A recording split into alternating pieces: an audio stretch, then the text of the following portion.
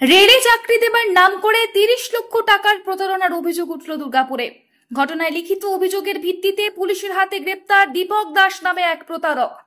সূত্রের খবর, ভারতীয় রেলে চাকরি দেবার নাম করে বছরখানেক আগে আমরাই গ্রামের বাসিন্দা সুজিত চট্টোপাধ্যায়ের কাছ থেকে ১০ লক্ষ টাকা, বেড়াচিতির বাসিন্দা নীলিমা দাসের কাছ থেকে প্রায় ১২,৫০,০০০ টাকা এবং ফরিদপুরের বাসিন্দা বরুণ চট্টোপাধ্যায়ের কাছ থেকে ৭,৫০,০০০ টাকা নিয়েছিল। দুর্গাপুরের ফরিদপুরের বাসিন্দা দয়াময় দাস, দীপক দাস, ভিড়িঙ্গি গ্রামের বাসিন্দা সুনীল কুমার মাঝি, অনিমেষ মাঝি এবং বিধান কর্মকার। শনিবার দুর্গাপুর থানার পুলিশ প্রতারণার কাণ্ডের মূল অভিযুক্ত দীপক দাসকে গ্রেপ্তার করে। রবিবার তাকে দুর্গাপুর আদালতে পেশ করা হলে বিচারক তাকে ১০ দিনের পুলিশি হেফাজতের নির্দেশ দেন। দয়াময় দাস বলে একজন ব্যক্তি আছেন, আর অনিমেষ মাঝি, তার সাথে আরো ওদের লোক আছে, বিধান কর্মকার, দীপক দাস ওনার ভাই, অনিমেষ মাঝির বাবা সুনীল মাঝি, এরা সুনীল কুমার মাঝি, ওনার বাড়ি হচ্ছে আপনার ওই রাজমহল রোডের ওখানে সেবিকা স্টোর্সের কাছে। তো ওনারা হচ্ছে আমাদের খুব পরিচিতর মধ্যে। তো তারপরে হচ্ছে ইস্কন দীক্ষিত। তো গলায় মালা পরে ওনারা বলছেন যে আমাদেরকে বিশ্বাস জুগিয়েছিলেন আর কি, যে চাকরি বাকরি হবে, যেটা সমস্ত কিছু সিস্টেমেটিক হবে, এক্সাম সবকিছু, রেলের চাকরি। তো এই করে আমরা অনেকগুলি টাকা দিয়েছি, প্রায় আমার কাছে 12.5 লাখ নিয়েছেন, ওনার কাছে নিয়েছেন প্রায় 9 লাখ, 10.5 লাখ টাকার মতো, আর বরুণ বাবুর কাছেও নিয়েছে আমরা 7.5 লাখ টাকার মতো। তো এখানে আমাদের বরুণ বাবুই হচ্ছে কোর্টের অ্যাকিউজড পার্সন, মানে উনি অ্যাকিউজড পার্সন মানে কমপ্লাইনার আর কি। আমাদেরকে পুলিশ কম্বাইন করে কেস করেছে। তো আজকে একজনকে ধরেছে, ওনার ভাইকে। তো কি নাম যাকে ধরেছে? দীপক দাস। তো বাকি এখনো কাউকে ধরতে পারেনি, ওরা বাইরে আছে। তার মধ্যে সুনীল বাবু আছেন, আপনার বাড়িতেই আছে, ওনাকে বলছে বয়স্ক মানুষ, ওই জন্য, কিন্তু উনি তো জড়িত আছেন।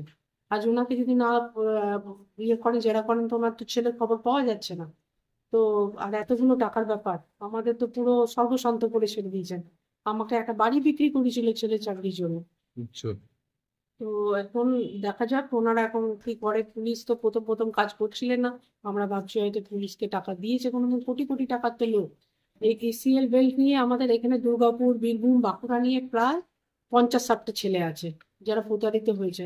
থেকে মোটামুটি 3 জনের কাছ থেকে আমার প্রায় 10 লক্ষ টাকা, ওনার 50, 22 লাখ, আর বরুণ বাবুর মনে হয় 32 লাখ টাকা, 6 লক্ষ না 7 লক্ষ টাকা বরুণ বাবুর নিয়ে, টোটাল 32 লাখ। তো এখন যাই হোক, বরুণ আমাদের দয়াময় বাবুর ভাইকে কালকে রাতে ওনারা ধরেছেন, দীপক বাবুকে। আমরা সেই জন্যই কোর্টে এসেছি। দেখি আজকে যাতে ওনার ট্রেনটা না হয়। আমরা পুলিশ কি সঠিক তদন্ত করছে? পুলিশ সঠিক তদন্ত করছে, আজকে আমরা কিছুটা বুঝতে পারবো। আজকে এটা দেখি একটু ঢিলে ঢালা আছে, কিন্তু তাহলেও আজকে তো কালকে রাতে উনি ধরেছেন, যখন আজকের ব্যাপারটা দেখিনি। তারপরে এখনো তো দয়াময় দাস ধরা পড়েনি, অনিমেষ মাঝি ধরা পড়েনি। এরা তো হচ্ছে মূল পান্ডা সব। কি চাইছেন এখন আপনারা? আমরা চাইছি যে যদি আমাদের টাকা পয়সা যেগুলো দিয়েছি সেইগুলো যদি ফেরত পাই। আরো এখনো ওরা এই জাল চক্র ছড়িয়ে আছে।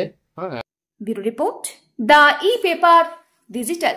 DSMS, a premier management college in Durgapur. Admission open for hotel management, hospital management, tourism management, BBA, BCA and nursing. Excellent training and placement assistance. Join now. DSMS, gateway to success.